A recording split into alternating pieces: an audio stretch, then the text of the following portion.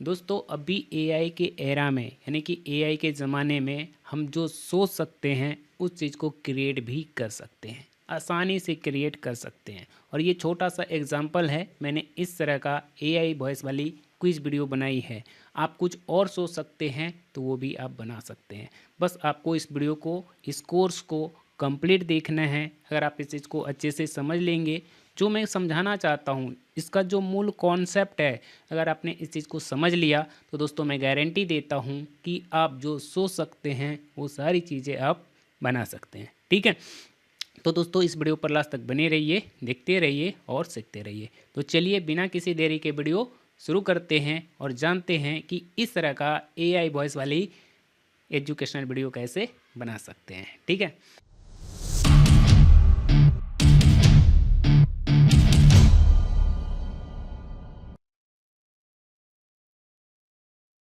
नए अंदाज में हमारे पास हिंदी साहित्य से जुड़े कुछ सवाल हैं और हम इन्हें एक क्विज की तरह लेंगे। मैं सवाल पूछूंगा और हमारे साथ जो विशेषज्ञ हैं वो न सिर्फ जवाब देंगी बल्कि उस जवाब के पीछे की कहानी, उसका जो महत्व है, उसे भी समझाएंगी। तो इसे एक क्विज से ज्यादा हिंदी साहित्य के विकास की एक यात्रा समझिए। ये तो बहुत ही मजेदार तरीका है। साहित्य पर बात अक्सर थोड़ी गंभीर हो जाती है, लेकिन ये सवाल जवाब का जो सफर है, इसमें हम कुछ बहुत जरूरी पड़ावों को छू पाएंगे। मैं इस यात्रा के लिए पूरी तरह तैयार हूँ। बेहतरीन। तो चलिए इस सफर की शुरुआत करते हैं उस इंसान से जिसे आधुनिक हिंदी साहित्य का दरवाजा खोलने का श्रेय दिया जाता है। हमारा पहला सवाल है, भारतेंदु हरिश्चंद्र को हिंदी साहित्य में किस उपाधि से अलंकृत किया जाता है? और आपके विकल्प हैं ए आचार्य, बी आदिकवि, सी भारतेंदु या डी रसखान। इसका सही जवाब है सी, भारतेंदु। और ये जानना दिलचस्प है कि भारतेंदु उनका असली नाम नहीं था। यह एक उपाधि थी जो उन्हें काशी के विद्वानों ने 1880 में दी थी। इसका मतलब होता है भारत का चांद। भारत का चांद? वाह, ये तो बहुत बड़ी उपाधि है। उन्हें ऐसा क्यों कहा गया? मतलब ऐसी क्या खास बात थी उनमें? खास बात ये थी कि उन्होंने आप कह सकती हैं कि एक मर रही भाषा में जान फूंक दी।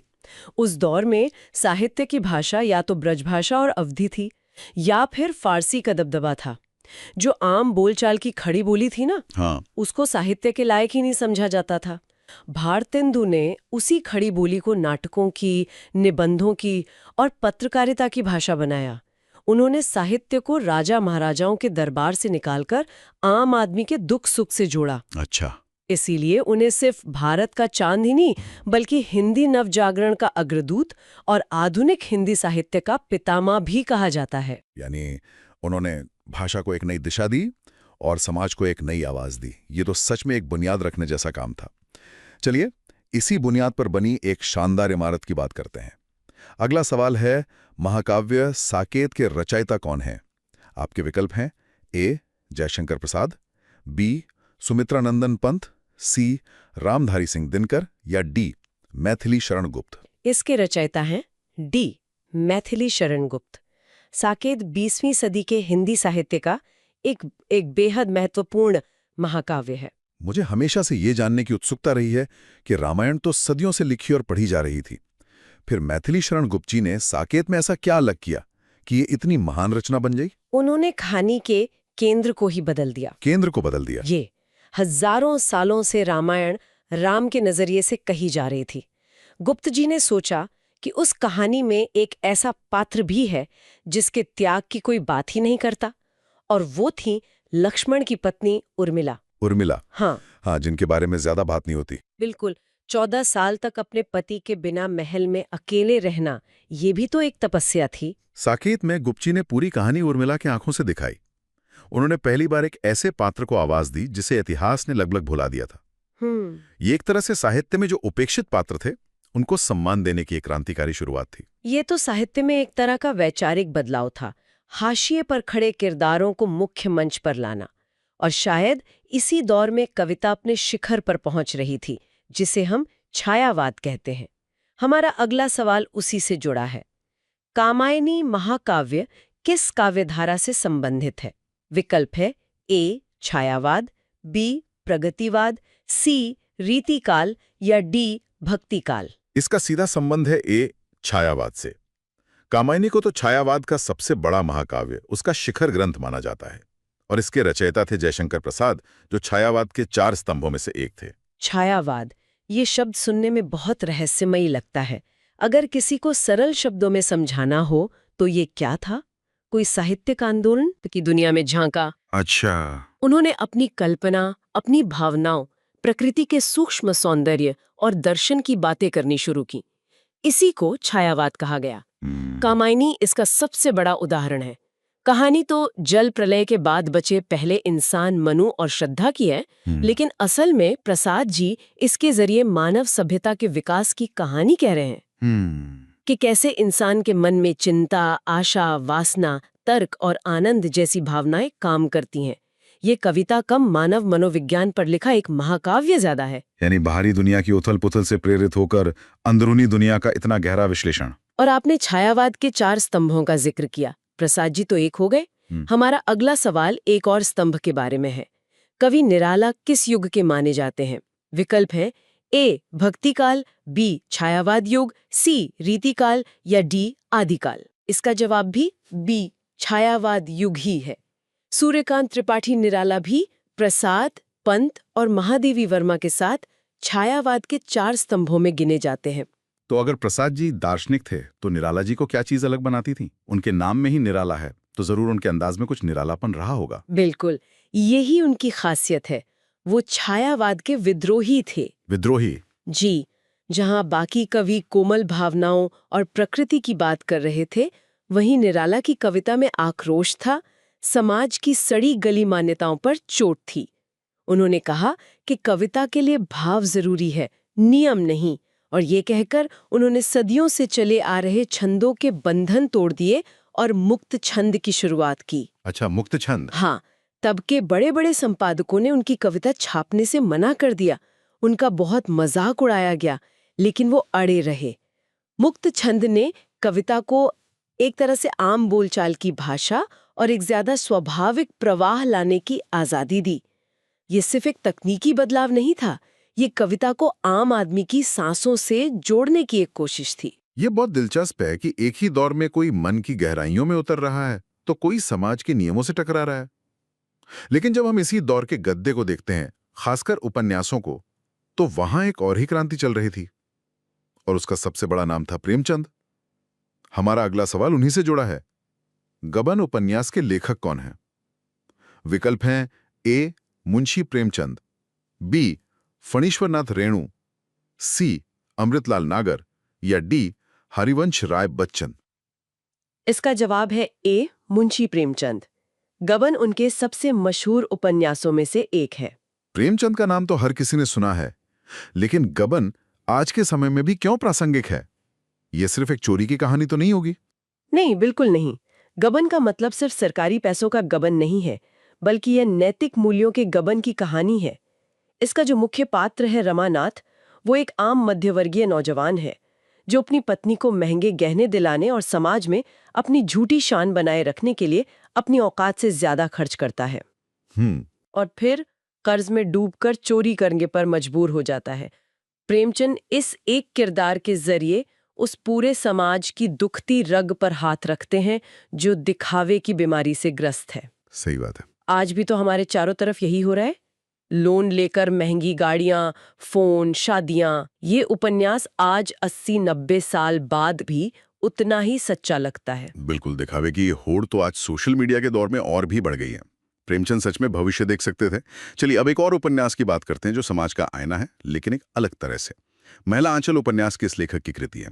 और ऑप्शंस हैं ए फणीश्वरनाथ रेणु, बी अमृता प्रीतम, सी भगवती चरण वर्मा या डी इलाचंद्र जोशी। ये कालजयी उपन्यास है ए फणीश्वरनाथ रेणु का, और इसने हिंदी उपन्यास की धारा ही बदल दी थी। इसे आंचलिक उपन्यास कहा जाता है।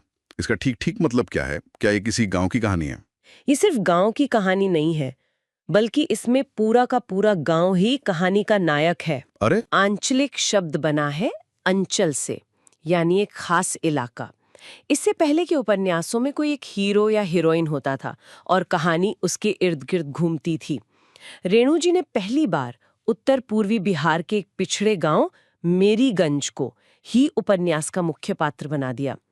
उन्होंने उस गांव की भाषा, वहां के लोकगीत, अंधविश्वास, डॉक्टरों मरीजों के रिश्ते, सब कुछ इतने जीवंत तरीके से लिखा कि पढ़ते हुए लगता है आप उस गांव की धूल में चल रहे हैं। वाह ये एक ऐसा प्रयोग था जो उनसे पहले किसी ने नहीं किया था। वाह, ये तो कमाल का नजरिया है। किसी एक इंसान की बजाय पूरे समुदाय को कहानी का केंद्र बना देना। लेकिन चलिए फिर से एक ऐसे उपन्यास पर लौटते हैं जिसका केंद्र एक ही इंसान है, एक ऐसा इंसान जो पूरे भारत का प्रतीक बन गया। मुंशी प्रेमचंद के अमर उपन्यास गोदान का मुख्य पात्र कौन है? ए हीरा, बी होरी, सी धनिया या डी झुनिया? गोदान का नायक है बी होरी, होरी महतो। ये सिर्फ एक पात्र नहीं, हिंदी साहित्य का एक मील का पत्थर है। होरी का पात्र इतना यादगार क्यों बन गया?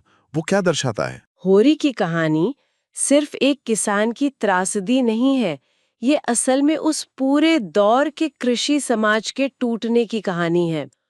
होरी एक सीधा साधा किसान है जिसका जीवन में बस एक सपना है कि उसके दरवाजे पर एक गाय बंधी हो। हाँ, जो सम्मान का प्रतीक है। बिल्कुल, और जीवन के अंत में वो गोदान करके पुण्य कमा सके।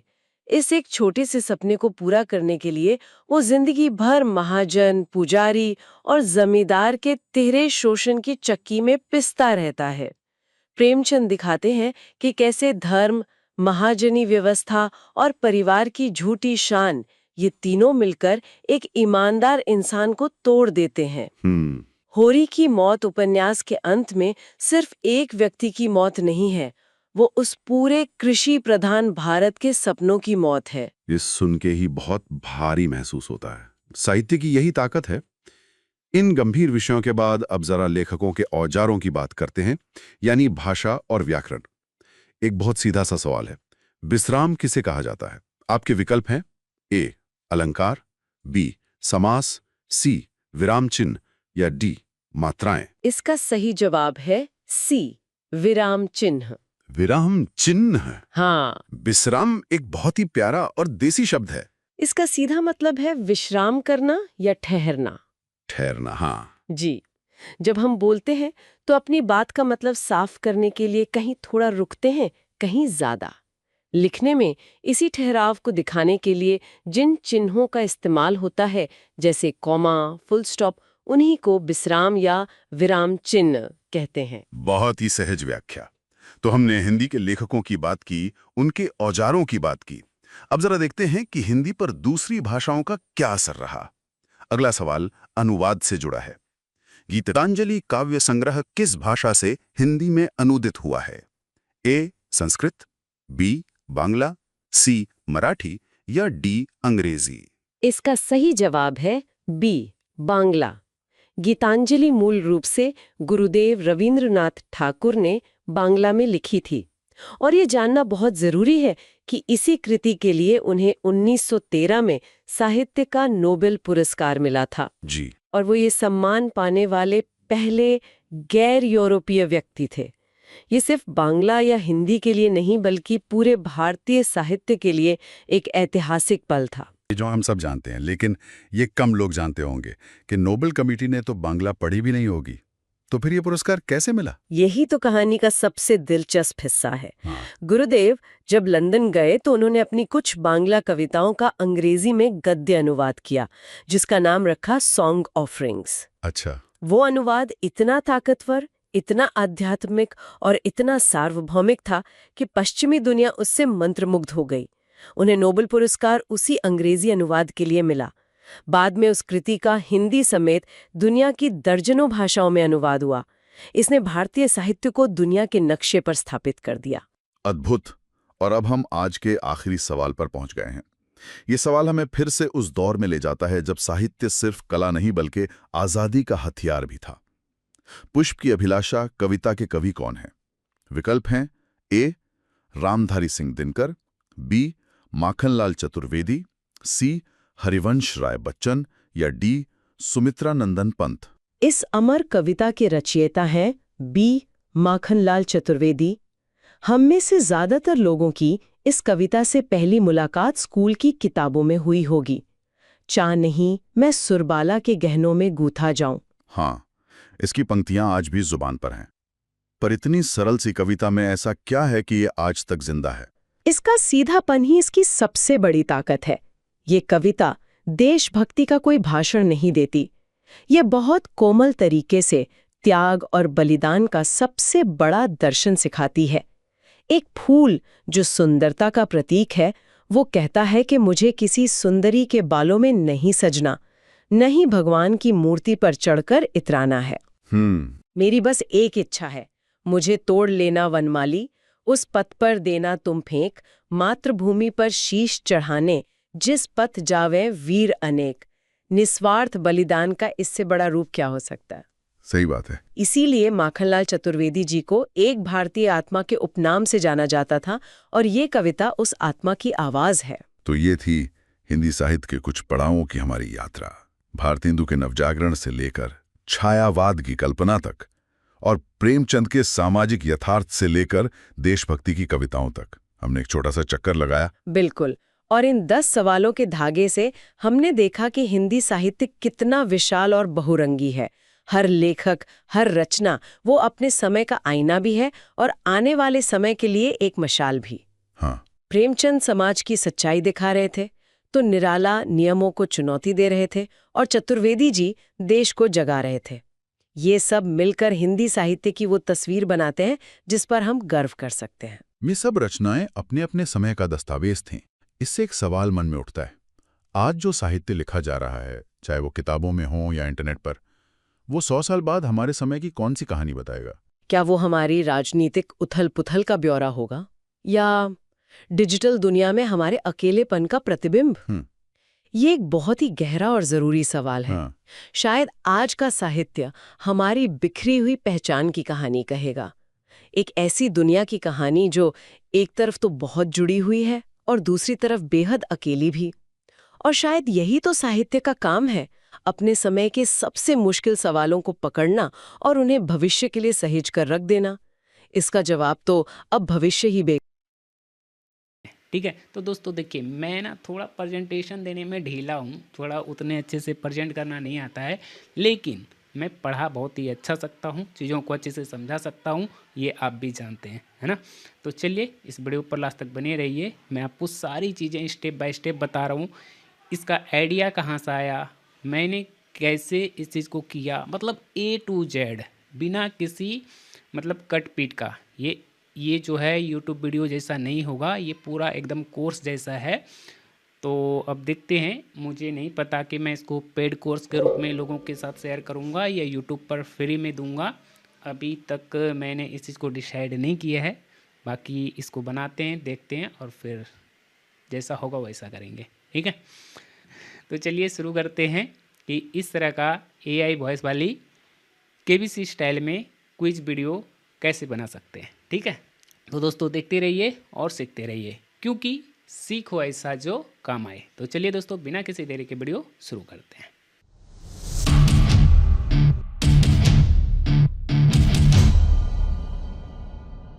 सबसे पहले मैं जेमिनी ओपन कर लेता हूँ। ठीक है, सारा कुछ जो है गूगल जेमिनी ही कर रहा है। मैं अब दूसरा AI बहुत कम ही यूज़ करता हूँ, गूगल जेमिनी ही सारा काम कर रहा है, तो मैं दूसरा तीसरा क्यों सीखूँ। पहले हमें किसी एक AI को मास्टर करनी चाहिए।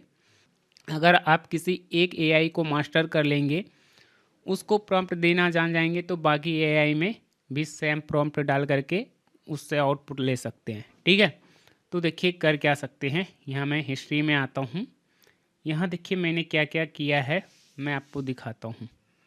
ठीक है, ये मैंने बनवाया है KBC क्विज गेम, ऐसा वाला।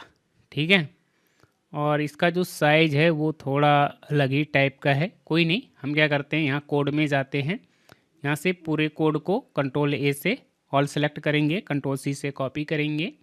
ठीक है, इस तरह से HTML कोड जनरेट करवा के कॉपी पेस्ट कर लेंगे। उसके बाद यहाँ राइट क्लिक करेंगे और यहाँ से न्यू में जाएंगे, और यहाँ से टेक्स्ट डॉक्यूमेंट्स में जा कर के एक टेक्स्ट डॉक्यूमेंट्स ले लेंगे, और इसका नाम मैं रख देता हूँ KBC। ठीक है, KBC नाम दे दिया। और यहाँ साइड में क्लिक कर देंगे तो ये सेव हो जाएगा। फिर इस पर डबल क्लिक करके इसको ओपन करेंगे और इस नोट फाइल में HTML को कॉपी पेस्ट कर देंगे। ओके, उसके बाद फाइल में जाएंगे और फिर सेव एज करेंगे, क्योंकि अभी ये क्या है, टेक्स्ट डॉक्यूमेंट्स है, वन नोट की फाइल है, सिंपल डॉक्यूमेंट्स है, लेकिन इसको क्या करेंगे HTML में सेव करेंगे। तो इसको करने के लिए हम क्या करेंगे, यहाँ से डेस्कटॉप सेलेक्ट करते हैं और लास्ट में नोट फाइल को HTML फाइल में कन्वर्ट करना है। तो लास्ट में क्या करना होगा, डॉट डाल के HTML कर देंगे और फिर कर देंगे सेव। ठीक है, अब देखिए ये क्या बन गया, इसको मैं क्लोज कर देता हूँ, ये बन गया। अब इसको ओपन करेंगे और ये देखिए, और यहाँ से 3 डॉट पर क्लिक करके इसको फुल स्क्रीन कर लेंगे इस तरह से, और ये बन गया हमारा KBC क्विज गेम, है ना। अब यहाँ से क्विज स्टार्ट करते हैं। ये देखिए सवाल आ गए, टाइमर आ गया, सारी चीज़ें आ गई। इसका करेक्ट आंसर क्या होगा, तो आपको यहाँ से मतलब यहाँ क्लिक करके आप करेक्ट आंसर बता सकते हैं। ठीक है, फिर यहाँ नेक्स्ट क्वेश्चन पे करना है, यहाँ क्लिक करेंगे तो अगले सवाल आ जाएंगे। फिर यहाँ टाइमर चलने लगेगा, है ना। फिर इसमें जो भी करेक्ट आंसर है उस पर आप क्लिक करेंगे तो करेक्ट आंसर बताएगा। ठीक है, और फिर यहाँ क्लिक करेंगे। तो इस तरह से आप जो है क्विज गेम भी AI से बनवा सकते हैं। ठीक है, तो काफ़ी सारी चीज़ें कर सकते हैं, राइट। और हम चाहें तो इसका वॉइस ओवर जनरेट करके काफ़ी सारी चीज़ें बना सकते हैं, कोई लिमिट नहीं है कि हम कितना कुछ कर सकते हैं। ठीक है, फिर अगला सवाल आएगा, यहाँ क्लिक करते जाएंगे, यहाँ टाइमर रहेगा 30 सेकंड का, और डिज़ाइन वगैरह आप देख ही सकते हैं कि कितना शानदार बना है। ये सवाल पढ़िए। ठीक है, आप किसी पर भी क्लिक करेंगे, अगर रॉन्ग आंसर होगा तो रेड होगा और अगर करेक्ट आंसर होगा तो ग्रीन होगा। ठीक है, तो ये सारे काम पहले हम PPT में बनाते थे, घंटों लगता था, लेकिन यही काम AI मिनटों में कर दे रहा है। ठीक है, तो AI के ज़माने में आप जितना सोच सकते हैं वो सारी चीज़ें आप क्रिएट भी कर सकते हैं। ठीक है, बस उसको प्रॉम्प्ट देना आना चाहिए, बस आपको AI को सीखना पड़ेगा।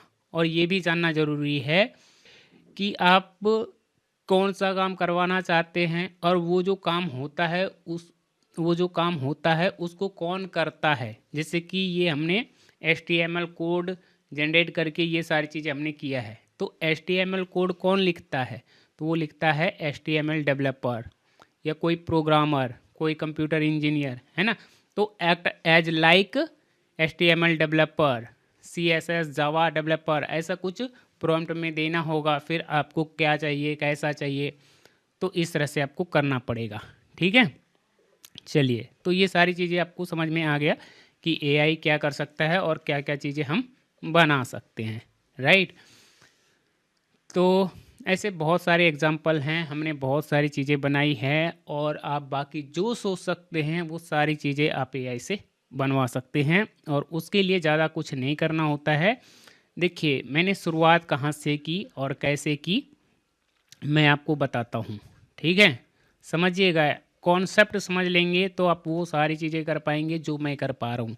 ठीक है, तो कॉन्सेप्ट समझना है, अगर कॉन्सेप्ट समझ गए तो फिर आप मचा देंगे। और अगर सिर्फ आप रट रहे हैं, स्टेप को फॉलो कर रहे हैं कि यहाँ क्लिक करो, फिर यहाँ क्लिक करना, फिर इसमें जाना, फिर उसमें जाना, फिर ये करना, वही रटते अगर आप इस तरह से चीज़ों को याद रखते हैं या लिख के रखते हैं, कॉन्सेप्ट नहीं समझते हैं, बस स्टेप को फॉलो करते हैं, तो फिर आप वही कर पाएंगे जो आपको सिखाया गया है। लेकिन आप अगर उस चीज़ को डीप में समझते हैं, उस चीज़ का कॉन्सेप्ट समझते हैं कि इस चीज़ को बनाने के पीछे उनका माइंडसेट क्या रहा होगा, क्यों बनाया, कैसे बनाया, क्या रहा, अगर मेरी तरह आप सोच पाएंगे तो फिर आप जो चाहेंगे वो कर पाएंगे, और बिना किसी टीचर की मदद से आप कर पाएंगे। ठीक है, किसी मेंटर की ज़रूरत नहीं के बराबर पड़ेगा। ठीक है, क्योंकि देखिए, हो सकता है कि आपके दिमाग में कुछ ऐसी आइडिया हो जो कि मेरे दिमाग में हो भी ना, है ना। तो आप ये सोचिए कि अगर मेरे दिमाग में कोई आइडिया है तो उसको मैं कैसे मतलब लेकर के आऊँ सामने, कैसे उसको लेकर के आऊँ। मेरे दिमाग में कुछ चल रहा है कि मुझे ऐसी चीज़ें बनाना है, तो वो मैं कैसे बना सकता हूँ या बनवा सकता हूँ, है ना? तो वो समझना है, ठीक है? और हो सकता है कि आपके पास ऐसा कुछ आइडिया हो जो कि मिलियन डॉलर की कंपनी भी खड़ी कर दे। कोई बड़ी चीज़ नहीं है। अभी एआई के एरा में एक आइडिया आपको कहाँ से कहाँ पहुँचा सकता है। सही बता रहा हूँ, एक आइडिया आपको कहाँ से कहाँ पहुँचा सकता है। हम चाहें तो इस टाइप का क्विज गेम वाली वेबसाइट बना सकते हैं। वहाँ लोग वहाँ जो है टीचर आएंगे, अपना पीडीएफ या कंटेंट या जो भी चीज़ें हैं उस वेबसाइट पर अपलोड कर देंगे, उसका क्विज बन जाएगा और फिर उससे जो है बच्चे स्टूडेंट जो है पढ़ेंगे, उसके वेबसाइट पर ट्रैफिक आएगा, है ना? तो बहुत सारी चीज़ें कर सकते हैं। आप समझ पा रहे होंगे कि मैं कहाँ तक सोच पा रहा हूँ, और उतनी सारी चीज़ें हम डिस्कस नहीं कर पाएंगे। अगर उतनी चीज़ें बोलेंगे तो फिर आप बोर हो जाएंगे, ठीक है? लेकिन जिनको मेरी बात समझ में आ रही है तो वो इस बात को समझ पा रहे होंगे कि मैं क्या कह रहा हूँ, है ना? तो देखिए ये आइडिया कहाँ से आया। सिंपल सी बात है। मुझे एक कमेंट आया था कि सर स्टडी जोन जैसा एजुकेशनल वीडियो कैसे बनाएं, ठीक है? कमेंट आया था, मैं स्क्रीनशॉट लगा दूंगा, स्क्रीन पे आपको दिख रहा होगा। कमेंट आया था कि द स्टडी जोन जैसा वीडियो कैसे बनाएं। तो मैंने वो कमेंट पढ़ा, तो फिर मैंने यूट्यूब पर सर्च किया द स्टडी जोन, मैं चैनल पर गया, वो किस तरह की वीडियो बना रहे हैं देखा मैंने, ठीक है? देखने के बाद मुझे कुछ चीज़ें समझ में आई, कुछ चीज़ें समझ में नहीं आई। क्या समझ आया, क्या समझ नहीं आया, तो यहाँ आप देख सकते हैं कि यही सारी चीज़ें हमने यहाँ एआई को बताया, है ना? मैंने बताया कि मैंने ये वाली वीडियो देखी है, आप भी इसको देखो। इसका वॉइस ओवर जो है नोटबुक एलएम यूज करके बनाया गया है, जो कि डीप ड्राइव पॉडकास्ट स्टाइल में है ना? जितना मुझे समझ में आया मैंने इनको बताया, और जो समझ में नहीं आया मैंने बोला कि ये चीज़ें आप मुझे समझाएं, ठीक है? फिर इन्होंने सारी चीज़ों को देखा, समझा और बताया, और फिर इन्होंने एक हमें प्रॉम्प्ट दिया। क्यों प्रॉम्प्ट क्यों दिया? क्योंकि मैंने इनसे प्रॉम्प्ट मांगा है। मैंने क्या बोला है कि वीडियो को एज ए प्रॉम्प्ट इंजीनियर के पॉइंट ऑफ व्यू से देखें। समझ गए कि वीडियो को किस नज़रिए से देखना है? एक प्रॉम्प्ट इंजीनियर के नज़रिए से देखना है, ठीक है? ताकि वो क्योंकि उस वीडियो को बनाने के लिए क्या प्रॉम्प्ट यूज हुआ है या उस काम को करने के लिए क्या प्रॉम्प्ट दिया गया होगा, वो कौन सोच सकता है? जिसको उसकी नॉलेज होगी। इसीलिए मैंने बोला कि वीडियो को as a prompt engineer point of view से देखो। POV का मतलब होता है पॉइंट ऑफ व्यू, है ना? और फिर मुझे एक प्रॉम्प्ट लिख कर दो, और फिर इन्होंने जो है पूरा प्रॉम्प्ट लिख कर दिया। इससे फ़ायदा क्या हुआ ये भी मैं आगे आपको एक्सप्लेन करूँगा, ठीक है? तो प्रॉम्प्ट कैसे लिखना है, कैसे लिखवाया जाता है, तो वो चीज़ें आपको किसी से मांगने की ज़रूरत नहीं है। प्रॉम्प्ट कैसे लिखना होता है, तो आप लोग अगर बार बार प्रॉम्प्ट की डिमांड करते हो कि सर आपने ये कैसे बनाया, प्रॉम्प्ट दीजिए, प्रॉम्प्ट क्या देना है, आप ये बार बार जो यहाँ करके फंस जा रहे, तो वो अब नहीं होगा, है ना?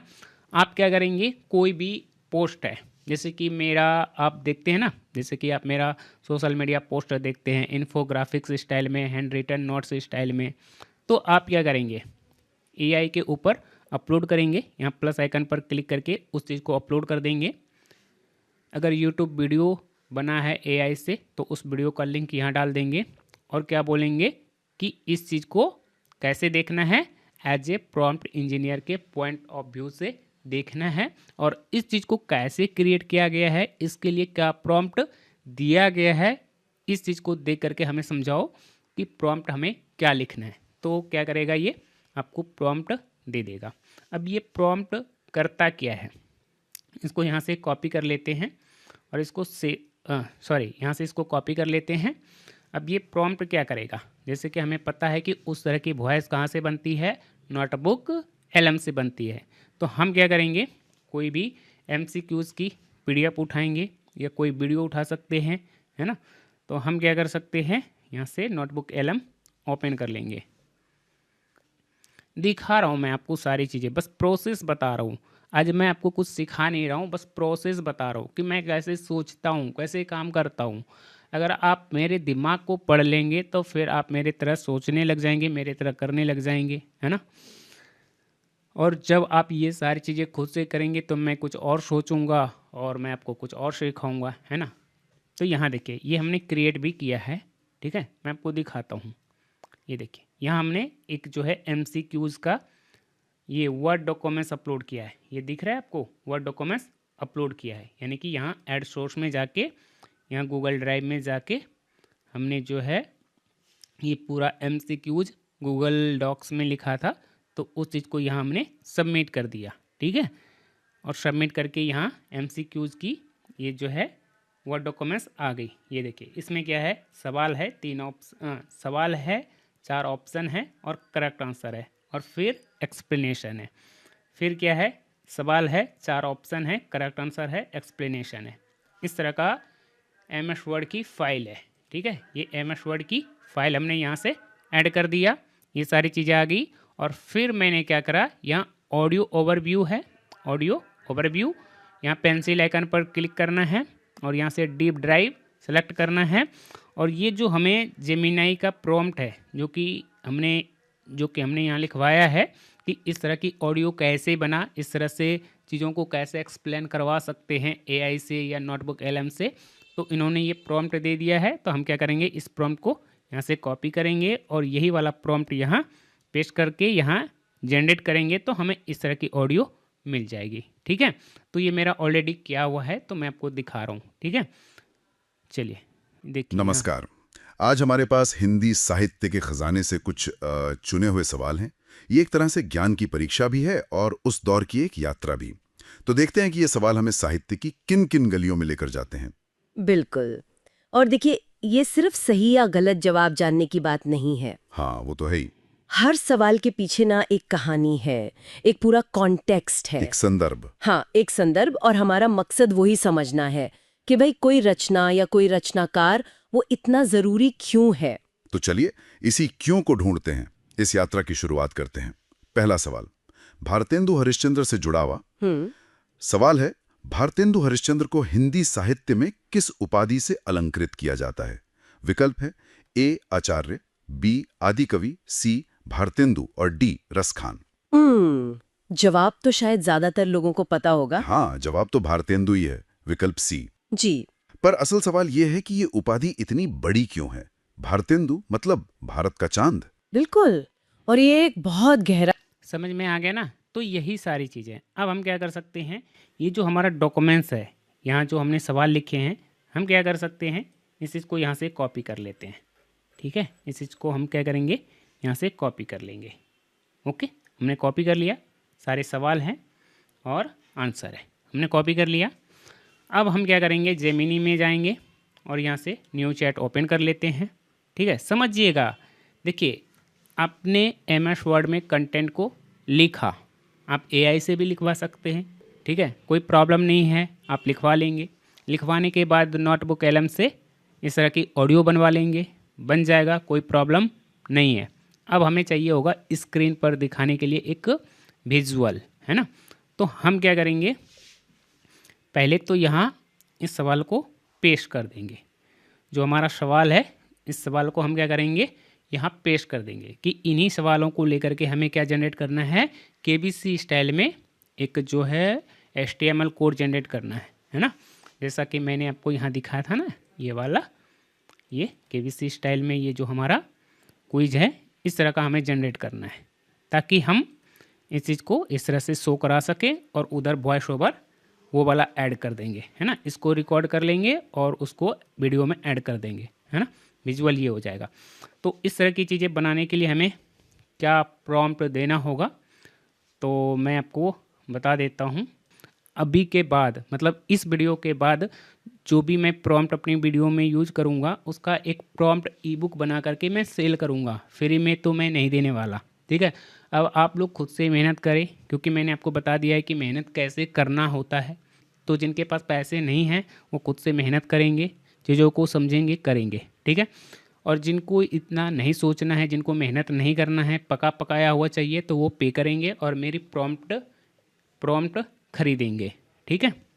मैं समझा देता हूँ, टेंशन मत लीजिए, ठीक है। टेंशन नहीं लेना है।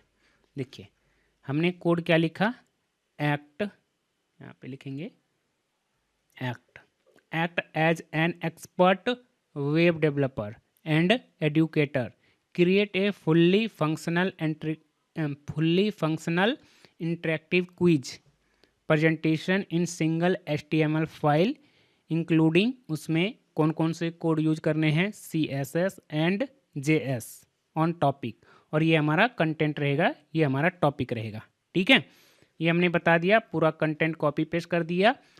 उसके बाद यहाँ हमने समझा दिया है कि डिजाइन स्टाइल कैसा चाहिए, KBC थीम स्टाइल में चाहिए, बैकग्राउंड कलर कैसा रहेगा, कलर कैसा रहेगा, ठीक है, कैसा दिखेगा, टाइपोग्राफी कैसा रहेगा, सारी चीज़ें हमने बता दिया। ठीक है, अब हमें क्या करना है, यहाँ से टूल में जाएंगे और यहाँ से कैनवास सेलेक्ट करेंगे, प्रॉम्प्ट देना है और यहाँ टूल में जाके कैनवास सेलेक्ट करना है और यहाँ क्लिक कर देना है। बस इतना करेंगे, आपको जो है पूरा KBC क्विज वाला, उसके बाद जितना क्वेश्चन है उसका ये क्या करेगा, एक HTML कोड बना करके दे देगा, यानी कि आपका क्विज रेडी कर देगा।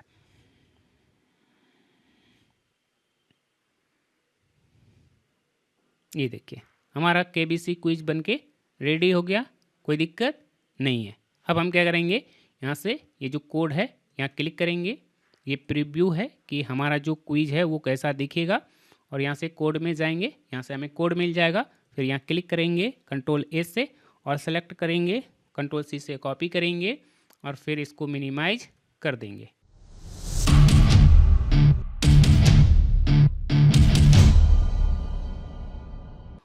उसके बाद अब हमें क्या करना है, यहाँ डेस्कटॉप के ऊपर राइट क्लिक करेंगे, राइट क्लिक करने के बाद न्यू में जाएंगे और न्यू में जाने के बाद यहाँ से टेक्स्ट डॉक्यूमेंट्स ले लेंगे, इसका KBC नाम दे देंगे, कुछ इस तरह से हो जाएगा।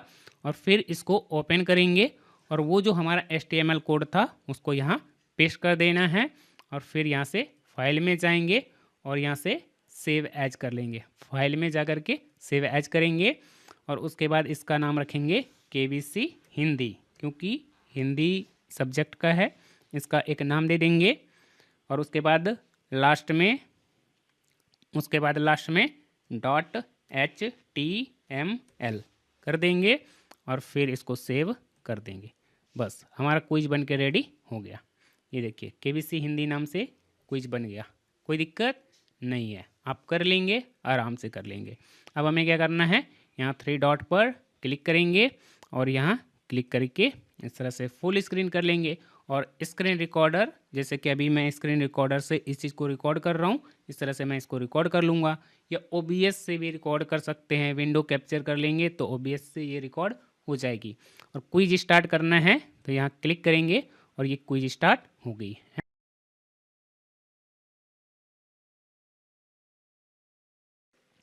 आप इसके जगह पर बोल सकते हैं कि इसका नाम चेंज कर दो, आपके चैनल का जो भी नाम है वो रखो, तो वो कर देगा। ठीक है, और यहाँ टाइमर हो गया, सवाल पढ़ेंगे, आंसर देंगे और यहाँ से यहाँ करेक्ट आंसर जो भी होगा यहाँ इस तरह से आ जाएगा और फिर यहाँ व्याख्या आ जाएगी, है ना। ये चीज़ें इस तरह से हमारा चलता रहेगा। अब अगले स्लाइड में कैसे जाएंगे, यहाँ क्लिक करिए, इसमें जो है नेक्स्ट स्लाइड में जाने का दिया नहीं है, शायद ये है क्या,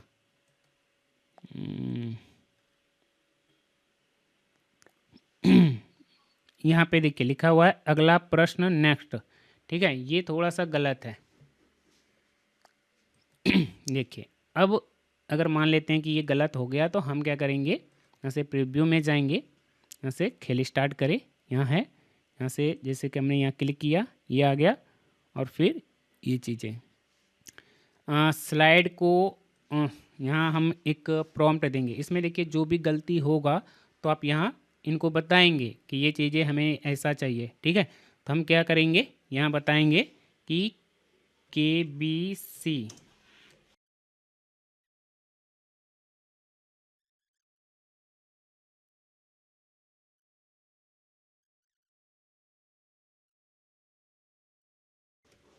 ठीक है, देखिए जैसे हम एक इंसान को चीज़ें बताते हैं कि ये चाहिए, ऐसा करना है, वैसा करना है, तो वैसे ही इनको बताना है। ओके, ज़्यादा दिमाग नहीं लगाना है, बस बता देना है और थोड़ा आराम से लिखना है। जैसे मैंने लिखा कि KBC क्विज की जगह पर यहाँ ये जो लिखा हुआ है KBC क्विज, इसके जगह पर आपको क्या लिखना है, अपने चैनल का नाम लिखवा सकते हैं या जो आपको चाहिए वो लिखवा सकते हैं। तो मैंने बोल दिया कि क्रिएटर क्लासरूम क्विज लिखो। फिर ये जो नेक्स्ट बटन है, यहाँ देखिए ये ढक जा रहा है, जब ये एक्सप्लेनेशन आता है तो ये ढक जाता है, तो यहाँ हम क्लिक नहीं कर पा रहे हैं। तो इसीलिए मैंने बोला कि आपको क्या करना है, ये जो बटन है इसको यहाँ बना दो। कहाँ? टॉप राइट साइड, टॉप में राइट साइड बना दो। वही चीज़ें हमने यहाँ लिख दिया।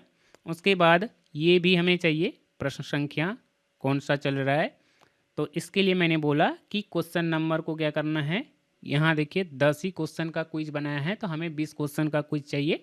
तो इसीलिए मैंने बोला कि आपको क्या करना है, तो यही मैंने बोला कि 1 से 20 तक होने चाहिए और इसको कहाँ बनाना है, टॉप सेंटर में, यहाँ बना दो, है ना।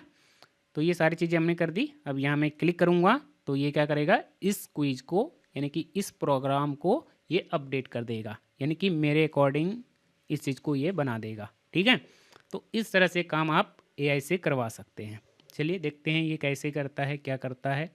देखिए जब PPT का समय था तो मैंने इस चीज़ का PPT थीम बना करके लोगों को दिया, लेकिन अभी ज़माना है AI का, तो अब हमारा कोई PPT तो नहीं खरीदेगा, PPT टेम्पलेट कोई नहीं बाय करेगा। तो अब मैं क्या करूँगा, जो भी चीज़ें बनाऊँगा उसको बनाने के लिए जो हमने प्रॉम्प्ट यूज किया है उस प्रॉम्प्ट को मैं सेल करूँगा। ठीक है, प्रॉम्प्ट सेल करूँगा। तो आपको अगर प्रॉम्प्ट चाहिए तो इस वीडियो के डिस्क्रिप्शन में प्रॉम्प्ट का लिंक मिल जाएगा, तो आप लिंक पे क्लिक करके प्रॉम्प्ट को बाय कर सकते हैं और उस प्रॉम्प्ट के जरिए आप इस तरह की क्विज क्रिएट कर सकते हैं। ठीक है, सिंपल सा है। देखो भाई, मुझे ये सारी चीज़ें करनी पड़ेगी, क्यों? क्योंकि यूट्यूब उतने पैसे नहीं देते हैं जितना आपको लगता है। इसलिए मुझे अगर इस चीज़ को कंटिन्यू करना है, आप लोगों को सिखाते रहना है, तो मुझे आप लोगों से पैसे थोड़े बहुत लेने पड़ेंगे, तभी मैं इस चीज़ को कंटिन्यू कर पाऊँगा। ठीक है, बाकी भूखे पेट में ये चीज़ें नहीं कर पाऊँगा। हमारी भी फैमिली है, हमारे भी खर्चे हैं और मैं फुल टाइम यही चीज़ें कर रहा हूँ, आप लोगों के लिए ही मेहनत करता हूँ, आप लोगों को इतनी सारी चीज़ें सिखाता हूँ। शायद ही कोई ऐसा चैनल होगा जो कि टीचर को इतना टेक्निकल चीज़ें सिखा रहा होगा। बाकी जितने भी हैं वो लाखों के सामान बेच रहे, स्टूडियो सेटअप फलाना ढिमकाना, लेकिन जो एक्चुअल चीज़ें हैं, ऐसा नहीं है कि आप इसको डिजिटल बोर्ड पर ओपन नहीं कर सकते हैं। अगर आपने इस तरह का HTML फाइल बना ली, अगर आपने इस HTML फाइल को, अगर आपने ये वाली HTML फाइल बना ली, तो आप क्या कर सकते हैं, इस HTML फाइल को कॉपी करके पैनल में पेस्ट कर देंगे और ये गूगल क्रोम में ओपन हो जाता है। तो इस पर डबल क्लिक करके आप इसे पैनल में भी ओपन कर सकते हैं और फिर यहाँ क्लिक करके और यहाँ से 3 डॉट पर क्लिक करके इसको जूम करके आप इस तरह से पैनल में पूरे स्क्रीन पर ये ओपन हो जाएगा, ब्लर वगैरह भी नहीं होगा और यहाँ क्लिक करके टच स्क्रीन से आप इस तरह की क्विज करवा सकते हैं। ठीक है, तो ये चीज़ें जो है ना पैनल पर भी काम करेगा, राइट। और ये PPT से कहीं ज़्यादा अच्छा है। और देखिए यहाँ तो हमने सवाल अपना दिया ना, अपना कॉपी पेस्ट किया, ऐसा तो नहीं है कि AI से लिखवाया है, अपना भी दे सकते हैं। अगर आपके पास ये वाली प्रॉम्प्ट होगा, तो अगर आपके पास कोई बुक की PDF है, ठीक है, बुक की PDF है, तो उस PDF को अपलोड करेंगे और उसको आप उस PDF को आप जो है इस तरह से क्विज स्टाइल में कन्वर्ट करवा सकते हैं। ठीक है, PDF को भी ये क्या करेगा, इस स्टाइल में बना देगा, यानी कि PPT की ज़रूरत अब नहीं के बराबर पड़ने वाली है। ठीक है, चलिए, और मेरा जो पूरा कैरियर है, मेरा जो पूरा बिजनेस था वो PPT के ऊपर ही था, लेकिन ये जो है AI क्या कर रहा है, इस चीज़ को ख़त्म कर रहा है। तो मुझे तो कुछ नया रास्ता अपनाना होगा, तो मैंने ये रास्ता अपनाया कि आप इस चीज़ को AI से बनवा सकते हैं, आप इस चीज़ को AI से बनवा सकते हैं, ऐसे ही बनवा सकते हैं, इस तरह से करवा सकते हैं। बाकी जिसको मेरा किया कराया हुआ काम चाहिए, जिसको बनी बनाई हुई चाहिए, तो आप फिर मेरे जो है प्रॉम्प्ट खरीदें, प्रॉम्प्ट बुक खरीदें और उससे जो है आप चीज़ों को करवाएं, है ना। तो सिंपल सा है। और बाकी पहले जब मैं PPT पर ये सारी चीज़ें बनाता था, सेल करता था, तो उस चीज़ को मैंने सिखाया भी है। अगर जिनके पास पैसे नहीं हैं, वीडियो देखिए, सीखिए और ख़ुद से बनाएं। तो बहुत सारे लोगों ने खुद से लोगों ने बनाए और यूज किया, लेकिन जिनके पास समय नहीं था उनके लिए 50 रुपये 100 रुपये देना बड़ी बात नहीं थी, तो उन्होंने 50 रुपये दे करके 100 रुपये दे करके मेरा पीपीटी टेम्पलेट ख़रीदा और उसमें अपना कंटेंट कॉपी पेस्ट करके अपना प्रेजेंटेशन बनाया और बच्चों को पढ़ाया। काम किसी का नहीं रुका है, ठीक है। जिसके पास पैसे हैं वो भी काम कर रहे हैं, जिनके पास नहीं है वो भी कर रहे हैं। बस यही है कि जिनके पास पैसे नहीं है उनके पास समय है, वो वीडियो देखते हैं, समय खर्च करते हैं और उस चीज़ को बनाते हैं और काम चलाते हैं। लेकिन जिनके पास समय नहीं है उनके पास पैसे हैं, क्योंकि वो जॉब में है ना, वो जॉब करते हैं, तो उनके पास पैसे हैं, उनके पास समय नहीं है, तो वो पैसे देते हैं और मेरी बनी बनाई हुई चीज़ें लेते हैं और यूज करते हैं और उनका काम होता है, ठीक है। तो काम किसी का नहीं रुकने दूंगा, ओके। और देखिए, आप लोगों से अगर थोड़े बहुत पैसे मुझे मिल जाते हैं तो मेरे भी काम नहीं रुकते हैं। मैं भी जो है ईमानदारी से आपको सारी चीज़ें बताता हूँ, सिखाता हूँ, है ना। तो दोनों का फ़ायदा होगा तो हम इस चीज़ को कंटिन्यू कर पाएंगे, है ना, नहीं तो हम नहीं कर पाएंगे, राइट। चलिए, हो गया और ये सारी चीज़ें बन गई। अब देख लेते हैं, ये देखिए यहाँ क्रिएटर क्लासरूम क्विज आ गया, यहाँ 1 से 10 तक आ गई। और अब हमें क्या करना है, यहाँ क्लिक करते हैं, आंसर देते हैं, ये देखिए एक्सप्लेनेशन आ गया। अगले प्रश्न में जाना है, यहाँ क्लिक करेंगे, अगला प्रश्न आ जाएगा, फिर इस तरह से क्विज आ जाएगा, है ना। शानदार बन गया। अब यहाँ से कोड में जाएंगे और इस HTML कोड को सेलेक्ट करेंगे, कॉपी करेंगे और कॉपी करने के बाद अब हमें क्या करना है, ये जो HTML का फाइल है इसको भी एडिट कर सकते हैं। अभी देखिए ये जो HTML है ये थोड़ा सा गलत है, यहाँ देखिए, यहाँ है प्रश्न संख्या, ठीक है। और यहाँ मैं जब करेक्ट आंसर देता हूँ तो ये चीज़ें यहाँ आ जाता है, लेकिन अगला प्रश्न पर यहाँ मैं क्लिक नहीं कर पा रहा हूँ। देखिए यहाँ क्लिक करने का जगह नहीं है, तो हमें ये बटन यहाँ चाहिए था, है ना। तो इस कोड को हम क्या कर सकते हैं, एडिट कर सकते हैं। तो मैंने इसको करेक्ट करवा लिया, यहाँ देख सकते हैं ये करेक्ट हो गया। अब अगला प्रश्न वाला जो बटन है यहाँ आ गया है, तो हम आसानी से चीज़ों को कर सकते हैं, ठीक है। तो हमारा ये कोड परफेक्ट है, इसको हमने कंट्रोल A से ऑल सेलेक्ट कर लिया, कॉपी कर लिया। और अब हम क्या करेंगे, ये जो HTML फाइल है इसको भी, मतलब ये जो हमारा HTML फाइल ऑलरेडी बने हुए हैं इसको भी एडिट कर सकते हैं। कैसे करेंगे, ये जो HTML फाइल है इस पर राइट क्लिक करेंगे, राइट क्लिक करने के बाद यहाँ से एडिट इन नोटपैड, है ना, एडिट इन नोटपैड में जाएंगे, तो इस तरह से पूरा कोड आ जाएगा। अब हमें क्या करना है, कहीं भी क्लिक कीजिए, कहीं भी क्लिक कीजिए, कंट्रोल A से ऑल सेलेक्ट करेंगे और इसको डिलीट कर देंगे। पुराना चीज़ हमें कुछ भी नहीं चाहिए, उसको डिलीट करेंगे और नया कोड यहाँ पेस्ट कर देंगे, बन गया। और फिर यहाँ फाइल पर क्लिक करके इसको सेव कर देना है, ठीक है। इसको सेव एज नहीं करेंगे क्योंकि हमारा ऑलरेडी जो है KBC ये जो HTML फाइल है ये ऑलरेडी सेव किया हुआ है, तो इसको सेव एज करने की ज़रूरत नहीं है। हमें क्या करना है, बस सेव कर देना है, राइट। चलिए सेव कर दिया, अब इसको ओपन करते हैं। हो गया, गूगल क्रोम में ओपन हो जाएगा, कोई दिक्कत नहीं है। और यहाँ क्लिक करके 3 डॉट पर क्लिक करके इसको जूम कर देंगे और इस तरह से खेल शुरू हो जाएगा, है ना। और ये देखिए सवाल आ गया और यहाँ 4 ऑप्शन आ गए और फिर एक्सप्लेनेशन दिखाना है। यहाँ करेक्ट आंसर पर जैसे क्लिक करेंगे एक्सप्लेनेशन आ जाएगा और फिर इस तरह से हो जाएगा और फिर यहाँ से अगला सवाल आ जाएगा, राइट। चलिए ये सारी चीज़ें हो गई। अब इसमें वॉइस ओवर देना है।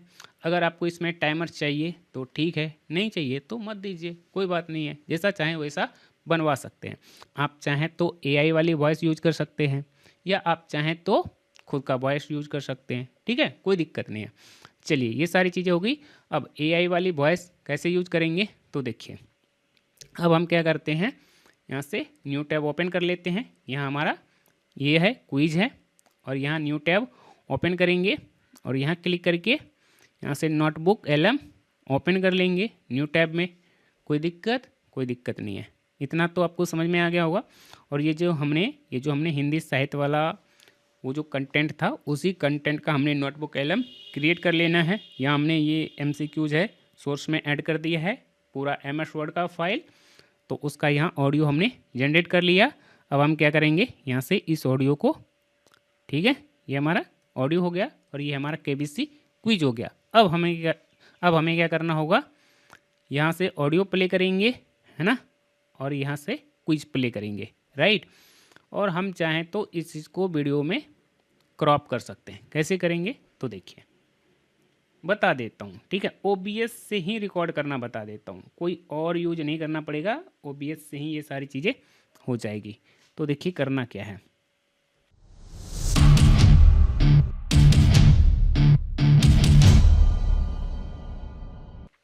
तो आप क्या करेंगे, अपने लैपटॉप या PC में OBS ओपन कर लेंगे, कुछ इस तरह से OBS आ जाएगा। अब हमें क्या करना है, यहाँ ऑडियो की सेटिंग वगैरह कर लेना है, कोई प्रॉब्लम नहीं है। अब हमें सोर्स में चीज़ों को ऐड करना पड़ेगा। कैसे करेंगे, तो यहाँ देखिए, यहाँ से क्या करना है, इस ऑडियो को, ये जो माइक वाला ऑडियो होती है, इसको म्यूट कर देंगे, क्योंकि इस ऑडियो का काम हमें नहीं है। हमें क्या करना है, यहाँ देखिए प्लस आइकन है, यहाँ क्लिक करेंगे और यहाँ क्लिक करके अब हमें क्या करना होगा, यहाँ से विंडो कैप्चर सोर्स ऐड करेंगे और इसका नाम रखेंगे KBC क्विज रख लेते हैं, ठीक है। इसका नाम रख लेते हैं KBC क्विज, रख लिया। और फिर यहाँ विंडो है, यहाँ क्लिक करेंगे और अब हमें क्या करना है, एक मिनट, ये अभी यहाँ शो नहीं होगा। क्यों नहीं होगा, इसको मिनिमाइज़ करते हैं, क्योंकि हमने ये जो क्विज वाला है ना, ये जो क्विज है जो कि यहाँ हमने ओपन करके रखी है, इसको मैंने मिनिमाइज़ कर दिया है, इसलिए वो यहाँ OBS में नहीं दिख रहा है। तो इसको पहले इस तरह से ओपन कर लेंगे और फिर अब हमें क्या करना है, विंडो के साथ टी प्रेस करेंगे। विंडो के साथ टी प्रेस करेंगे तो ये पट्टी दिखेगा नीचे वाली, और यहाँ से क्या करेंगे, OBS में आ जाएंगे, ठीक है। विंडो के साथ टी फॉर टास्क बार, ठीक है। इस तरह से OBS में आ जाएंगे और फिर यहाँ प्लस आइकन पर क्लिक करेंगे, विंडो कैप्चर में जाएंगे और इसका नाम क्विज रख लेते हैं, ओके करते हैं। और यहाँ से विंडो कौन सा कैप्चर करना है, क्या रिकॉर्ड करना है, हिंदी साहित्य वाली क्विज कर लेंगे और यहाँ से क्लाइंट एरिया से चेक टिक हटा देना है और यहाँ से ओके कर देना है। और ये हमें नहीं चाहिए, ऊपर का पार्ट हमें नहीं चाहिए, तो अल्ट की प्रेस करके इसको इस तरह से क्रॉप कर लेते हैं और फिर अब हमें क्या करना है, इसको उठा के इधर ऊपर सटा देना है, कोई दिक्कत नहीं है। और इसको यहाँ से कर देंगे लॉक, ठीक है। ये लॉक हो गया। अब यहाँ ये ब्लैक एरिया आ गई, हम क्या कर सकते हैं, यहाँ जो है टेक्स्ट स्क्रॉलिंग चला सकते हैं। और ये टेक्स्ट स्क्रॉलिंग भी जो है ना, आप ये कुछ इस तरह से HTML फाइल बनवा सकते हैं। ये देखिए न्यू स्टिकर वाला जो है, इस तरह से HTML फाइल में बनवा लेंगे। ये आप थोड़ा सा दिमाग लगाएंगे, AI को बोलेंगे तो इस तरह की चीज़ें आपको बनाकर दे देगा, ठीक है। और इस चीज़ को OBS में कैसे यूज करते हैं, तो देखिए यहाँ प्लस आइकन पर क्लिक करेंगे और यहाँ से हमें क्या करना है, ब्राउज़र सोर्स ऐड करना है। यहाँ से हमें ब्राउज़र सोर्स ऐड करना है। ये देखिए ब्राउज़र सोर्स है, क्लिक करेंगे और फिर ओके करेंगे। और अब हमें क्या करना है, लोकल फाइल सेलेक्ट करना है। हमें कोई वेबसाइट से चीज़ें नहीं करनी है, हमें लोकल फाइल सेलेक्ट करना है। और लोकल फाइल हमारा कहाँ है, लोकल मतलब कंप्यूटर के अंदर ही वो वेबसाइट है, वो फाइल है। तो हमें क्या करना है, उस फाइल को यहाँ से ब्राउज करना है। न्यूज़ वाली जो वो ऐसा था ना नीचे टेक्स्ट स्क्रॉलिंग वाली, वो कहाँ है, हमारा डेस्कटॉप पर है। यहाँ डेस्कटॉप पर जाएंगे और न्यू स्टिकर ये वाला HTML फाइल है, इसको सेलेक्ट करिए और बस आपका काम हो गया। और यहाँ से आपको क्या करना है, हाइट विड्थ दे देना है। यहाँ से मैं हाइट दे देता हूँ 90/20 दे दिया और यहाँ कर देंगे 1080, ठीक है। 90/20 1080 दे देंगे, ओके करिए ना, काम हो गया आपका। और बस आपको क्या करना है, इसको थोड़ा सा पकड़ के ऐसे नीचे सरका लेना है, ठीक है। थोड़ा सा एरो की से इसको एडजस्ट कर लीजिए और यहाँ से इसको लॉक कर देंगे, ठीक है। तो ये चीज़ें आराम से हो जाएगी, कोई दिक्कत नहीं है ना। चलिए अब हमें क्या करना है, यहाँ से ये जो क्विज है, मैं यहाँ से KBC को वापस खोल लेता हूँ, ठीक है। और नोटबुक LM को भी ओपन करना होगा। अगेन Ctrl+Shift+T प्रेस करते हैं, आ गई, तीनों चीज़ें आ गई। चलिए ये तो हमें नहीं चाहिए, ये क्विज चाहिए और नोटबुक LM वाला चाहिए। अब हम क्या कर सकते हैं, यहाँ से चाहें तो इस ऑडियो को डाउनलोड कर सकते हैं। यहाँ यहाँ 3 डॉट पर क्लिक करेंगे और यहाँ से डाउनलोड में जाएंगे और यहाँ से इसको डाउनलोड कर लेंगे। और इसको जहाँ सेव करना चाहें सेव कर लेते हैं। मैं इसको डेस्कटॉप पर ही सेव कर लेता हूँ। ठीक है, ऑडियो यहाँ से सेव हो गया, इसका काम ख़त्म। ये थोड़ा डाउनलोड हो जाए ऑडियो फाइल। ठीक है, अगर इस चीज़ को फॉलो करते हैं, जो अभी मैं OBS वाला चीज़ें बता रहा हूँ, अगर आप इस चीज़ को फॉलो करेंगे तो इससे फ़ायदा क्या होगा कि आपको एडिटिंग नहीं करनी पड़ेगी, आप लाइव भी इस चीज़ को कर सकते हैं, लाइव भी आप इस चीज़ को कर पाएंगे। ठीक है, तो ये ऑडियो आ गई, डाउनलोड हो गई। अब हमें क्या करना होगा, 1 मिनट, विंडो के साथ टी प्रेस करेंगे तो ये टास्क बार आएगा, यहाँ से OBS में जाएंगे। अच्छा, ये वाला जो पट्टी है इसको मैं थोड़ा सा और ऊपर लेकर के जाऊँगा। ठीक है, इस तरह से आप कर लेंगे तो ये भी आ गया, टेक्स्ट स्क्रॉलिंग भी लग गया। आप थोड़ा और मज़ेदार बना सकते हैं। ठीक है, ये वाली जो चीज़ें हैं ये और मज़ेदार बन सकता है, AI को बोलेंगे बन जाएगा। राइट, अब हमें क्या करना है, ऑडियो कैप्चर करना है कि AI वॉइस इसमें कैसे ऐड करेंगे। तो उसके लिए हमें क्या करना होगा, यहाँ प्लस आइकन पर क्लिक करेंगे और यहाँ से ऑडियो आउटपुट कैप्चर कर सकते हैं। ऑडियो आउटपुट यानी कि लैपटॉप में जो ऑडियो प्ले होगा उसको ऐड करना है। चलिए यही कर लेते हैं। अभी तक आपने ऑडियो इनपुट कैप्चर करते हुए काम किया होगा, यानी कि अगर आपको यहाँ अपनी माइक ऐड करना है तो ऑडियो इनपुट कैप्चर, लेकिन इसमें क्या करना होगा, ऑडियो आउटपुट कैप्चर करना होगा। तो इसको हमने सेलेक्ट कर दिया और फिर ओके कर देंगे और डिफ़ॉल्ट रहने देंगे स्पीकर। ठीक है, स्पीकर वाला सेलेक्ट कर लेंगे, ओके कर देंगे। ठीक है, अब चलिए ऑडियो को प्ले करते हैं। यहाँ देखिए प्ले होगा, एक बार मैं यहाँ से ऑडियो को प्ले करता हूँ तो आपको सुनाई देगा। ये हमने प्ले किया ऑडियो। नमस्कार, आज हम हिंदी साहित्य की दुनिया में उतर रहे हैं, लेकिन एक बिल्कुल नए अंदाज में। हमारे पास हिंदी साहित्य से जुड़े कुछ सवाल हैं और हम इन्हें एक क्विज की तरह लेंगे। मैं सवाल पूछूंगा और हमारे साथ जो विशेषज्ञ हैं वो न सिर्फ जवाब देंगी। देखिए ऑडियो आ रहे हैं ना, तो यहाँ से जब हम इसको प्ले करते हैं तो हमें यहाँ पर OBS में जो है ये ऑडियो यहाँ पर आता हुआ दिखता है ना। तो यहाँ आपको ऑडियो कैप्चर करने के लिए क्या करना होगा, यहाँ प्लस आइकन पर क्लिक करके ऑडियो आउटपुट कैप्चर करना होगा, यानी कि जो आवाज़ PC के अंदर या लैपटॉप के अंदर बज रही है उसको कैप्चर करना है ना। मेरी माइक की आवाज़ कैप्चर नहीं करनी है तो अपनी ऑडियो को म्यूट कर देंगे और लैपटॉप में जो AI वॉइस बज रही है उसको रिकॉर्ड करना है, इतना कर लेंगे। चलिए यहाँ सारी चीज़ें हो गई, अब हमें क्या करना है, यहाँ से स्टार्ट रिकॉर्डिंग कर देना है। इसका काम ख़त्म, इसको मिनिमाइज कर दीजिए, ये रिकॉर्ड करता रहेगा। यहाँ से क्विज स्टार्ट करेंगे, लेकिन उससे पहले हमें क्या करना होगा, ऑडियो को प्ले करना होगा। ठीक है, तो यहाँ आते हैं, ऑडियो को प्ले करते हैं। एक बार मैं इसको रिफ्रेश कर लेता हूँ। ठीक है, अगर साहित्य पर बात अक्सर थोड़ी गंभीर हो जाती है, लेकिन ये सवाल जवाब का जो सफ़र है इसमें हम कुछ बहुत ज़रूरी पड़ावों को छू पाएंगे। मैं इस यात्रा के लिए पूरी तरह तैयार हूँ। बेहतरीन।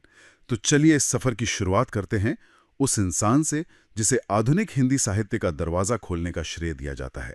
हमारा पहला सवाल है, भारतेंदु हरिश्चंद्र को हिंदी साहित्य में किस उपाधि से अलंकृत किया जाता है? और आपके विकल्प हैं A आचार्य, B आदिकवि, C भारतेंदु या D रसखान। इसका सही जवाब है C भारतेंदु। और ये जानना दिलचस्प है कि भारतेंदु उनका असली नाम नहीं था, यह एक उपाधि थी जो उन्हें काशी के विद्वानों ने 1880 में दी थी। इसका मतलब होता है भारत का चांद। भारत का चांद? वाह, ये तो बहुत बड़ी उपाधि है। उन्हें ऐसा क्यों कहा गया? ऐसी क्या खास बात थी उनमें? खास बात ये थी कि उन्होंने आप कह सकती हैं कि एक मर रही भाषा में जान फूंक दी। उस दौर में साहित्य की भाषा या तो ब्रजभाषा और अवधी थी या फिर फारसी का दबदबा था। जो आम बोलचाल की खड़ी बोली थी ना, हाँ। उसको साहित्य के लायक ही नहीं समझा जाता था। भारतेंदु ने उसी खड़ी बोली को नाटकों की, निबंधों की और पत्रकारिता की भाषा बनाया। उन्होंने साहित्य को राजा महाराजाओं के दरबार से निकालकर आम आदमी के दुख सुख से जोड़ा। अच्छा। इसीलिए उन्हें सिर्फ भारत का चांद ही नहीं बल्कि हिंदी नवजागरण का अग्रदूत और आधुनिक हिंदी साहित्य का पितामह भी कहा जाता है। यानी उन्होंने भाषा को एक नई दिशा दी और समाज को एक नई आवाज दी। ये तो सच में एक बुनियाद रखने जैसा काम था। चलिए, इसी बुनियाद पर बनी एक शानदार इमारत की बात करते हैं। अगला सवाल है, महाकाव्य साकेत के रचयिता कौन हैं? आपके विकल्प हैं ए जयशंकर प्रसाद, बी सुमित्रानंदन पंत, सी रामधारी सिंह दिनकर या डी मैथिली शरण गुप्त। इसके रचयिता हैं डी मैथिली शरण गुप्त। साकेत 20वीं सदी के हिंदी साहित्य का एक बेहद महत्वपूर्ण महाकाव्य है। मुझे हमेशा से ये जानने की उत्सुकता रही है कि रामायण तो सदियों से लिखी और पढ़ी जा रही थी, फिर मैथिली शरण गुप्त जी ने साकेत में ऐसा क्या अलग किया कि ये इतनी महान रचना बन गई? उन्होंने कहानी के केंद्र को ही बदल दिया। केंद्र को बदल दिया। ये हजारों सालों से रामायण राम के नजरिए से कही जा रही थी। गुप्त जी ने सोचा कि उस कहानी में एक ऐसा पात्र भी है जिसके त्याग की कोई बात ही नहीं करता, और वो थी लक्ष्मण की पत्नी उर्मिला। उर्मिला, हाँ, जिनके बारे में ज्यादा बात नहीं होती। बिल्कुल। 14 साल तक अपने पति के बिना महल में अकेले रहना, ये भी तो एक तपस्या थी। साकेत में गुप्तजी ने पूरी कहानी उर्मिला की आंखों से दिखाई। उन्होंने पहली बार एक ऐसे पात्र को आवाज दी जिसे इतिहास ने लगभग भुला दिया था। ये एक तरह से साहित्य में जो उपेक्षित पात्र थे उनको सम्मान देने की एक क्रांतिकारी शुरुआत थी। ये तो साहित्य में एक तरह का वैचारिक बदलाव था, हाशिए पर खड़े किरदारों को मुख्य मंच पर लाना। और शायद इसी दौर में कविता अपने शिखर पर पहुंच रही थी, जिसे हम छायावाद कहते हैं। हमारा अगला सवाल उसी से जुड़ा है। कामायनी महाकाव्य किस काव्यधारा से संबंधित है? विकल्प है ए छायावाद, बी प्रगतिवाद, सी रीतिकाल या डी भक्तिकाल। इसका सीधा संबंध है ए छायावाद से। कामायनी को तो छायावाद का सबसे बड़ा महाकाव्य, उसका शिखर ग्रंथ माना जाता है। तो दोस्तों, आपने देखा कितना एकदम शानदार वीडियो बनी है ना? तो इस तरह की वीडियो हम आसानी से बना सकते हैं। और मैंने बोला ना दोस्तों, अभी एआई के एरा में, यानी कि एआई के ज़माने में हम जो सोच सकते हैं उस चीज़ को क्रिएट भी कर सकते हैं, आसानी से क्रिएट कर सकते हैं। और ये छोटा सा एग्जांपल है, मैंने इस तरह का एआई वॉइस वाली क्विज वीडियो बनाई है।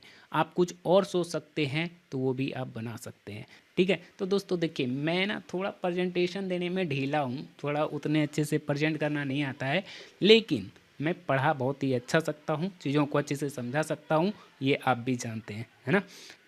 चलिए, तो दोस्तों मैंने आपको सारी चीज़ें बता दी है, कैसे वीडियो को बनाना है कैसे HTML फाइल, कैसे ये क्विज बनेगा, कैसे ऑडियो बनेगा, कैसे दोनों को रिकॉर्ड करना है, सारी चीज़ें दोस्तों मैंने इस वीडियो में आपको समझाया है, डिटेल में बताया है। आई होप कि आज की इस वीडियो में मैंने आपको जो भी चीज़ें सिखाने की कोशिश की है आपने सीखा होगा।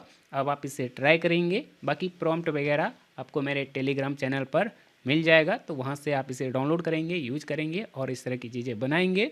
और हो सके तो हमारे साथ व्हाट्सएप पर शेयर कर सकते हैं कि सर मैंने देखी आपकी वीडियो देखा और इस तरह की चीज़ें बनाई, बहुत ही अच्छा लगा, ठीक है? मतलब आप जब इस तरह की वीडियो बनाएंगे अपने चैनल पर अपलोड करेंगे तो आप जो है वीडियो का लिंक मेरे साथ शेयर कर सकते हैं, ताकि दोस्तों मुझे अच्छा लगेगा कि मेरे जो स्टूडेंट हैं, मैं जिनके लिए मेहनत कर रहा हूँ, जिनको मैं ये चीज़ें सिखा रहा हूँ, वो मुझसे सीख करके इस तरह के काम कर रहे हैं और जो मैंने सिखाया है उनको समझ में आया, मेरा जो मेहनत है वो सार्थक रहा, बेकार नहीं गया। चाहे कुछ ही लोगों ने किया हो, बट किया है और इसका मुझे फ़ायदा मिला, मेरी ऑडियंस को भी फ़ायदा मिला। ये जानकर एक टीचर को जितनी खुशी होगी उतनी खुशी शायद आपके पड़ोसी को, रिश्तेदार को नहीं होगी, है ना? तो आप मुझे ज़रूर शेयर करें, ठीक है? तो बस दोस्तों आज की इस वीडियो में इतना ही, मिलते हैं फिर अगले वीडियो में, अगले ट्यूटोरियल में। तब तक के लिए दोस्तों जय हिंद, वंदे मातरम। देखिए दोस्तों, मैं अपनी वीडियो में कभी ये चीज़ें जिक्र नहीं करता हूँ कि आप इस चीज़ को करेंगे, जो मैंने सिखाया है अगर आप इस काम को करेंगे, इस तरह के वीडियो बनाएंगे तो आप कितने पैसे कमा जाएंगे, चैनल ग्रो होगा या नहीं होगा, ये चीज़ें मैं नहीं बताता हूँ, क्योंकि मैं लोगों को भ्रम में नहीं रखना चाहता हूँ।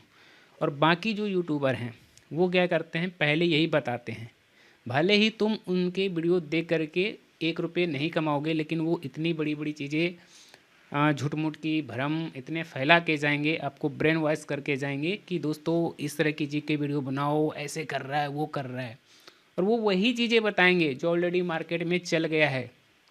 किसी ने ऑलरेडी वो चीज़ें कर रहा है, कुछ यूनिक नहीं बताएंगे, जो ट्रेंड में है, जो चीज़ें चल रही है कि इस तरह की वीडियो बनाओ, इस चैनल जैसा बनाओ, ऐसा करो वैसा करो, वैसे ही बताएंगे कि इस तरह की देखो वीडियो बना करके मिलियन में व्यूज़ आ रहे हैं, इस तरह की कंटेंट पे काम करके जो है ये लाखों रुपए कमा रहे हैं, पैसे छाप रहे हैं, आप भी सीख लो, मेरी वीडियो देखो, इसमें मैं सब कुछ बताऊंगा। भाई जो ऑलरेडी किसी का चल गया वो आपका क्यों चलेगा? आपको कुछ तो नया करना होगा, कुछ यूनिक करना होगा, कुछ तो डिफरेंट करना होगा। आइडिया सेम रहेगा लेकिन चीज़ें थोड़ा अलग करना पड़ेगा, तभी जा कर के आप पैसे कमा पाओगे, है ना। लेकिन जो ऑलरेडी किसी का वैसा देख रहा है तो वैसा आपका फिर क्यों देखेगा? हम होटल में जाके, अगर मुझे रेस्टोरेंट में जाके भी खिचड़ी ही खानी पड़ेगी तो मैं घर में क्यों नहीं खा लूँगा, रेस्टोरेंट में क्यों जाऊँगा? तो उसी तरह से अगर मान लेते हैं कि किसी ने कुछ वीडियो बनाया, किसी मतलब कुछ नए स्टाइल में एआई कंटेंट बनाया, तो वो उनका कंटेंट वायरल हो गया, अच्छी बात है, उनका होना था क्योंकि कुछ यूनिक था। लेकिन आप भी वैसा ही बनाओगे तो वो आपका नहीं चलेगा। आपको भी वही करना है लेकिन थोड़ा सा कुछ अलग करना होगा, कुछ नया करना होगा, थोड़ा सा यूनिक करना पड़ेगा, ठीक है। अपनी उसमें ना एक स्टाइल ऐड करनी होगी, तभी जा कर के आपका भी चलेगा, ठीक है। जैसे मैंने आपको एग्जांपल दिया, कोई अगर ऑलरेडी घर पर खिचड़ी खा रहा है तो आपके रेस्टोरेंट में आकर के खिचड़ी कोई नहीं खाएगा, आपको कुछ अलग देना होगा। खिचड़ी ही रहेगा लेकिन उसमें कुछ नए फ्लेवर, कुछ नई चीज़ें ऐड करेंगे तो लोग ज़रूर खाने आएंगे, ठीक है। तो वैसे ही यूट्यूब पर है ना। तो ये सारी चीज़ें मैंने आपको समझाया है, आपकी मानसिकता को लेकर के, मतलब आपके सोचने से लेकर के करने तक का पूरा प्रोसेस इस वीडियो में हमने कवर किया है। अगर आप इस वीडियो को कंप्लीट देखेंगे, कॉन्सेप्ट को समझेंगे, तो दोस्तों आपको बहुत ज़्यादा फ़ायदा होगा, आप बहुत अच्छा कर पाएंगे, ठीक है, बहुत ही अच्छा कर पाएंगे और आप जो सोच सकते हैं वो सारी चीज़ें कर पाएंगे, ठीक है।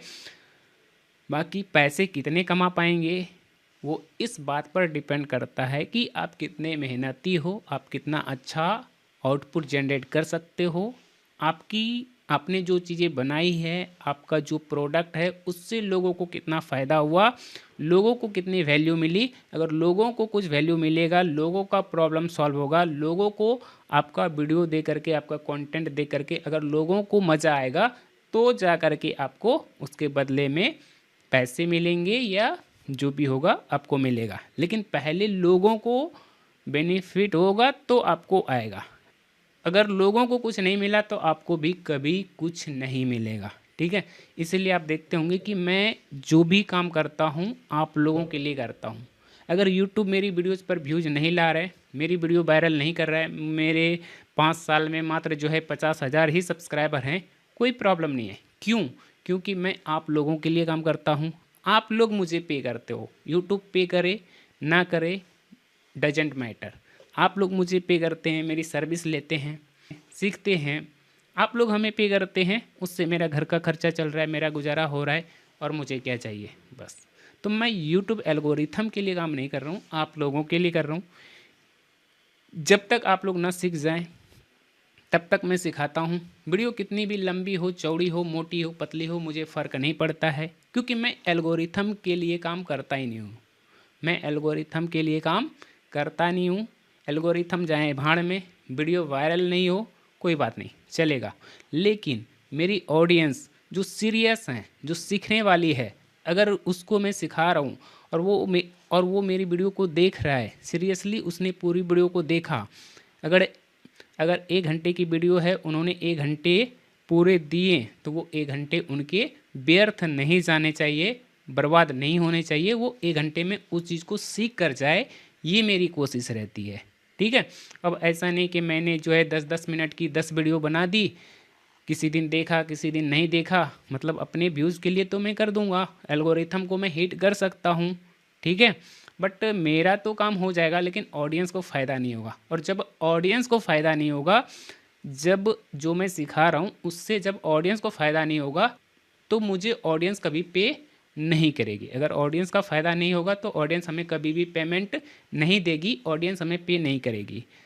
फिर हमें यूट्यूब पर डिपेंड रहना पड़ेगा कि यूट्यूब पे ज़्यादा व्यूज़ लेते हैं और यूट्यूब से पैसे कमाते हैं। लेकिन मुझे यूट्यूब से नहीं चाहिए, क्योंकि वो बदलता रहता है, समझ गए? एल्गोरिथम एक जैसा नहीं रहता है, वो बदलता रहता है। वो आज देगा, कल को आपका चैनल डाउन हो जाएगा। आप मान लेते हैं कि आप बीमार पड़ गए, आप काम नहीं करोगे तो क्या होगा? काम नहीं करोगे तो यूट्यूब का रीच डाउन हो जाता है, व्यूज आना बंद हो जाएगा, तो पैसे भी आना बंद हो जाएगा। लेकिन अगर मैं ऑडियंस को बना के रखता हूँ, अगर मेरी ऑडियंस है, मुझे प्यार करने वाली ऑडियंस है, चाहे मेरे 40-50 हज़ार ही हैं, तो वो मेरे लिए 5 मिलियन के बराबर हैं। क्यों? क्योंकि वो ऑडियंस ऐसा वैसा नहीं है, मुझे पे करने वाली है, मेरी लॉयल ऑडियंस है, मेरी अच्छी ऑडियंस है। इसलिए मेरी जो एटीट्यूड रहता है ना, कभी कभी वो 5 मिलियन वाले से भी ज़्यादा रहता है। क्यों? क्योंकि मुझे यूट्यूब पर काम करने के लिए मुझे यूट्यूब पर डिपेंड नहीं रहना पड़ा है, मुझे ऑडियंस पे करती है। मुझे मैं अगर दिन भर में 2 लोगों के 3 लोगों के भी काम करता हूँ, और अगर वो हाई टिकट वैल्यू वाला सर्विस लेता है, जैसे 3500 वाला, 4500 वाला, तो आप समझ सकते हैं कि अगर मैंने 4000 के 4 प्रोडक्ट बेचे तो 4 चौक 16,000 मेरे पर डे के हैं। तो इनफ है यार, खुश रहने के लिए, अच्छी ज़िंदगी जीने के लिए अभी के टाइम पर 15,000 16,000 पर डे के इनफ हैं। ठीक है? तो मैं यूट्यूब पर वायरल होने के लिए काम क्यों करूं? मैं तो अपनी ऑडियंस के लिए करूंगा। इसलिए मैं इस तरह के कंटेंट ले करके आता हूं और इतने डीप में जा कर के सिखाता हूं, समझाता हूं, आप लोगों को बताने की कोशिश करता हूं। जो भी मैं जानता हूं आप लोगों को सिखाने की कोशिश करता हूं। क्यों? क्योंकि ऑडियंस मुझे ऐसे चाहिए जो मुझे पे करे। मुझे ऐसे फ्री में कॉल करके हेल्प कर दो, गुरुजी महाराज, मैं भगवान नहीं बनना चाहता हूँ। नहीं, मैं टीचर हूँ, मैं बस सिर्फ टीचर रहना चाहता हूँ। मैं आपके पीछे अगर समय दे रहा हूँ, मैं आपको कुछ सिखा रहा हूँ, तो उसके बदले मुझे फीस चाहिए। क्योंकि प्रणाम से, आशीर्वाद से पेट नहीं चलते, घर नहीं चलते, है ना। मैं फुल टाइम आपको सिखाने के लिए रात दिन मेहनत करता हूँ, चीज़ों को ढूंढ के लाता हूँ, समझता हूँ, प्रैक्टिस करता हूँ, फिर बनाता हूँ, फिर लेकर के आता हूँ। और मैं कोई जॉब नहीं कर रहा हूँ, अच्छी खासी जॉब छोड़ करके मैं अगर ये फुल टाइम कर रहा हूँ तो मुझे पैसे चाहिए। क्योंकि मेरी ज़िंदगी, मैं भी इंसान हूँ, मेरे भी खर्चे हैं, मेरी भी फैमिली है, मेरे भी कुछ सपने हैं, तो हमें चाहिए।